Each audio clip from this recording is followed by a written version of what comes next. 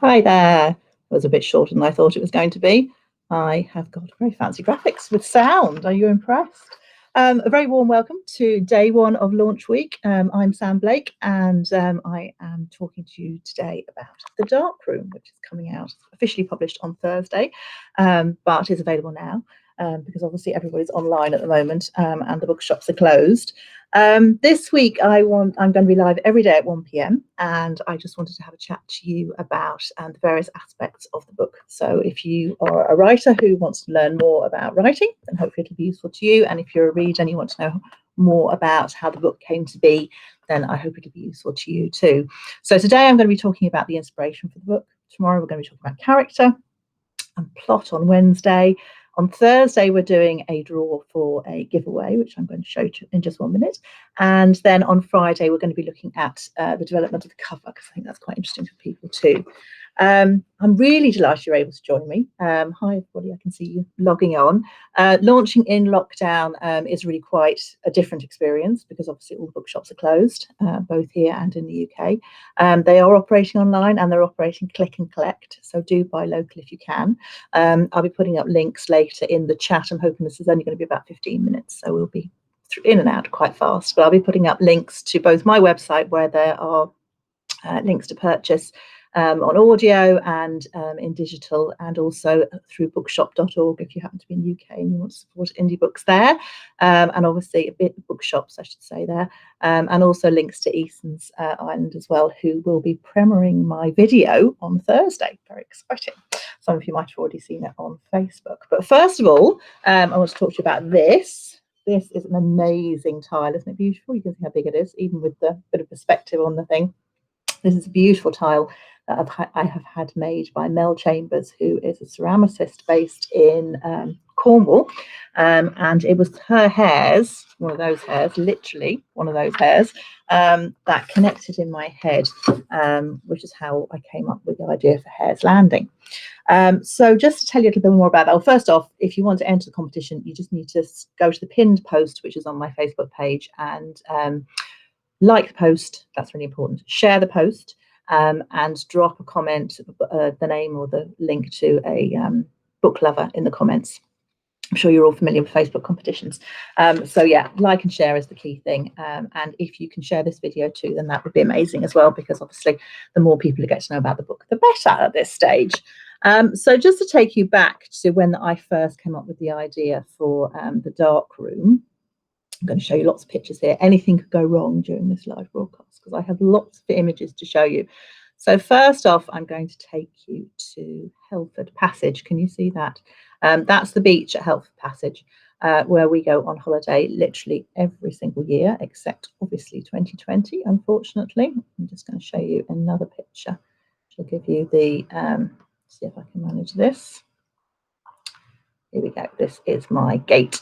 There we go. So that's the gate post, and looking out from the front door of our cottage in Helford Passage. You can see a river that goes right down to the sea. That's the estuary there. And you see those boats that are just on the other side of the road. It's a really narrow little tiny road.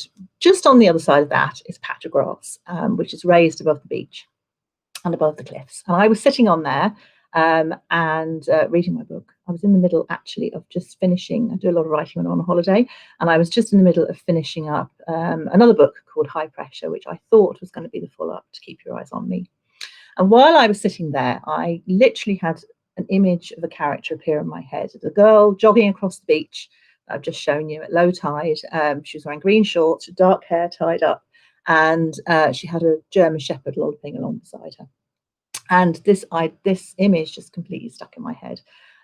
Joseph O'Connor talks about character sort of floating around in the ether above writers' heads, above all our heads, and looking for writers to land on. And I really feel that this is what happened with this book, and it's quite different from the other stories. So I suppose Kat Connolly actually literally marched into my world when I was writing the Kat Connolly books. But this girl, I'm going to tell you more about who she was tomorrow and how I developed the characters then. But she literally just jumped straight into my head. Hi, everybody. It's loads of you joining me. Thank you so much. Happy New Year to everybody. I hope you all had good Christmases.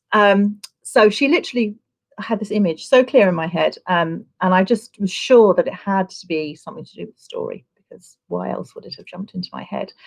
So you can see that picture there, which is where I was sitting, just on the other side of that white boat. And I'm just going to show you another picture now. Right across the river, which is not actually that wide, is this place. So literally directly opposite me, there's this gorgeous cottage, and with a ruin in the garden. Can you see that? And it turns out this is a picture that Liz Fenwick actually took, because I couldn't get close enough. You have to be in a boat to get close enough to take a picture, and I always forgot whenever I was crossing the river. So Liz Fenwick, who is a fantastic author who writes beautiful books all about Cornwall, took this picture. And the ruin in the garden, as it turned out when I asked her more about it, is the original customs officer's jail. So that would have been the customs officer's house. You've seen the estuary already. And obviously every boat that came into the Helford River to drop stuff off further up would have had to pass through customs. And if people didn't pay their dues, they ended up in that little ruin there, that jail, for however long, I don't know how long. So I had this, once I sort of literally was sitting there, the girl jogging along the beach came to me, and sitting opposite this ruin. And then I went up to see Mel Chambers, who made the hair tile. Voila, back to hair tile, there we go. To move it over a bit, there we go, so you can see it. And she's a ceramicist, and she lives in the village very close to where to Helford Passage, just literally up the hill. And I went to have a look at her studio. In fact, I actually went to have a look at her kiln, because we were having a conversation standing by the water one evening over a cup of tea or a glass of wine, and talking about how handy it would be for a crime writer to have access to a kiln, and she wanted to show it to me. So I went up to have a look at her kiln. But while I was there, I saw her beautiful tiles and her beautiful hairs. And many of you know Simon, who is my agent, Simon Truin, who also has a print shop on the side, as is one of his, I can't call it a hobby because he's very serious about it. And he creates the most amazing letterpress prints in his studio in Brixton. And one of the prints that he's popped up into his garage press feed had been some hairs running across. He printed them on running hairs across a map, an old map. And when I saw it, this just lit a light bulb in my head. And that's one of the things I'm always talking about when I'm talking about inspiration and how ideas develop. And it's that light bulb moment. Stephen King talks about how two unconnected ideas connecting make the best stories. And that's really what happened here. So I already had this sort of hair light bulb going on in my head. And literally while I was on holiday, I went to Mel's studio.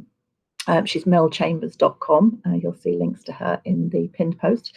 And there was more hairs. And the hairs, and it was 24 hours after I'd come up with this idea. I'd seen this girl running across the beach, and the idea started to form. And I came up with the idea for this country house hotel called Hare's Landing. And the country house hotel was influenced by, here we go, see if I can juggle the pictures now, this place, which is called Merchant's Manor Hotel. And it is a beautiful hotel in Falmouth. It was a country house. Originally, it was a house built for a merchant. And I go there to the gym, usually when I'm on holiday. So, and I do a lot of writing there and a lot of plotting. They have this gorgeous book nook. I'll see if I can get that up there too as well. See if you can see the book nook. There we go. Isn't that gorgeous? And I do a lot of plotting there. And I was thinking about country houses and country house hotels. And I've always felt that Merchant's Manor is a perfect location for a story. And that's what became Hare's Landing. So that you can see the book nook. Let me show you what became the hares. So these are, it's a bit of a small picture, but do you see the two big statues right outside the front door? Let's get rid of the book nook and it might be clearer. There we go. Those are two big dogs that are outside the door of Merchant's Manor. But in my book, in the dark room, they are hares, and they take on quite a macabre significance. So that's really where the original house came from, and the story idea came from. And what was really strange, I'm going to talk about this more when I talk about the covers later, but when we came up with a couple of different ideas for covers on a Friday, you'll be able to see what they were. but one of them was lovely, and I really liked it, but the house wasn't quite right. And then when the cover designer came back, I said to them, oh, it needs to be a bit different. She came back with a design which was so like Merchant's Manor, it was uncanny. So that was obviously going to be a winner there.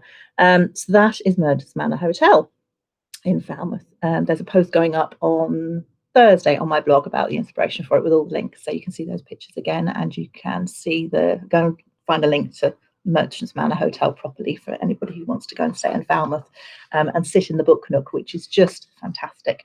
It's literally a glass table of books, and they're all who's who books that are around in that middly bit, tied with this great big leather belt, and it's lovely. And they serve tea in there and cake.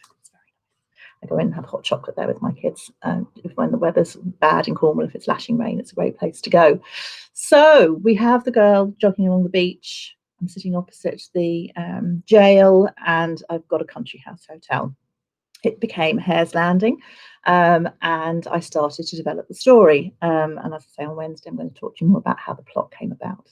But one of the really interesting things about the hares was that while I was writing the story is about, essentially it starts with a guy called Alfie Bowes, who is a homeless guy, and he's posting a letter. And the letter has some very important information in it. And so the story is all about what happened to him and why it happened to him, and the investigation and the mystery. It's about that, but it's about some other mysteries too that surround the house itself. So I was going back and looking at coming up with all these various different ideas, and the hares were there, and Alfie Bowes was there. And one of the things about Hare's Landing that's through the book is that it's slightly spooky. So it has violins playing. We hear violins playing for anybody who's seen the video and my entry to this video here. There are violins playing in the background. And so violins are something that feature through the book. But also the smell of perfume and doors slamming and various other slightly spooky goings on. And I discovered, I had the ghosts and things popping up through the story, but then I discovered quite late on in writing the book that in fact hares are the messengers, or in Irish mythology are thought to be the messengers between worlds, between our own terrestrial world and the sort of supernatural world. And then all of a sudden the ghosts and the spooky goings on began to make sense. And it all sort of joined together, which is one of those weird serendipitous moments that happens when you're writing that you don't expect and you don't see coming.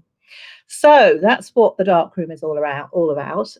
House called Hare's Landing. What I did was take it from Cornwall and move it to West Cork, because I wanted it to be an Irish set book, and my characters were Irish. Rachel is a film location scout, and her story starts with Alfie in London. She lives in a houseboat, and her houseboat is broken into, and her partner Hunter is knocked off his bike right at the start of the story. And she's feeling really quite threatened and quite scared. And so she decides that she's going to go away to Ireland, to where she's from, because she's Irish, and she goes and finds Hare's Landing. And she wants to find out more about Alfie, and he's the one who leads her to Hare's Landing. That wasn't very succinctly put, but you get the general idea. And then Caroline Kelly is the other character. And she is a journalist in New York, and she needs to get home to Ireland because it's all going wrong for her in New York for various reasons. And literally she gets onto Google, and Hare's Landing are the first place that pop up, and they've got a great deal on for January because that's when the book's set. So hopefully the dark room will transport you literally to West Cork. Some of you might recognise elements of the village that are quite similar to Castle Townsend in Cork. But other than that, everything is made up. The pottery and there's a potter in it too, and the Hare's Landing itself. It's all adapted from the various elements that have influenced the story, and the characters obviously are completely my own. So that's really what the story's about. As we progress through the week, I'll be telling you more about it. This is the hares tile for anybody who's just joining in, and we are giving that away this week. So just find the pinned post on Facebook, pop in your the name of a fellow book lover, and share the post and like it if you can. The like is really important because then I know who's there.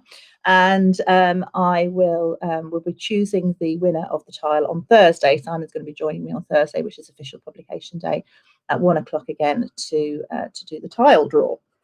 I am also planning a launch of sorts on the 14th of January, which is a week on Thursday. And I have a fantastic lady called Tina Barco, who runs Paranormal Researchers Ireland, which is a Facebook page some of you might be familiar with, who is going to be chatting to Andrea Hayes on live. We're going to be doing it on Zoom. It's going to be set up through Eventbrite, so I'll be dropping the ticket details into Facebook page and obviously on social very soon. Literally just got the okay from Ethan's to do that seconds before I came on, so I'm literally just about to make that live, and that's going to be a lot of fun. So Simon's going to be there too, where he's going to be chatting to me about the book, and Andrea is going to be talking. Andrea Hayes, who a lot of you will know from Virgin Media and from any of you who've been to my previous launches.